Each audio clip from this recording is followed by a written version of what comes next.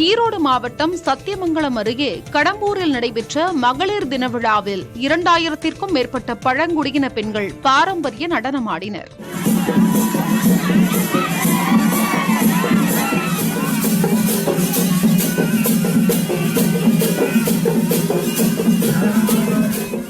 விருதுநகரில் சர்வதேச மகளிர் தினத்தை முன்னிட்டு தாயும் மகனும் இணைந்து ஓடும் மாரத்தான் போட்டி நடைபெற்றது.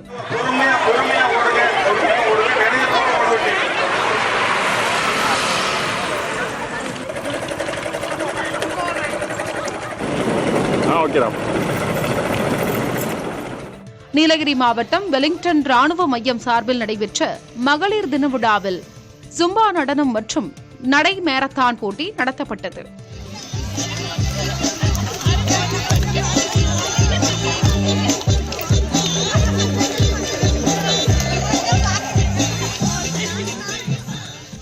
கள்ளக்குறிச்சி மாவட்டம் நீலமங்கலத்தில் நடைபெற்ற நிகழ்ச்சியில் 636 மகளிர் குழுக்களுக்கு சுமார் 70 கோடி ரூபாய் மதிப்பிலான கடன் இணைப்புகள் வழங்கப்பட்டன.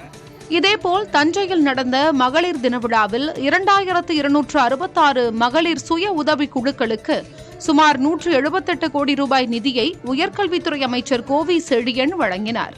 கடலூரில் தலைக்கவசத்தின் அவசியத்தை வலியுறுத்தி பெண்கள் பங்கேற்ற இருசக்கர வாகன விழிப்புணர்வு பேரணி நடைபெற்றது. தருமபுரியில் 181 ஹெல்ப்லைன் தொடர்பான விழிப்புணர்வு பேரணி நடைபெற்றது.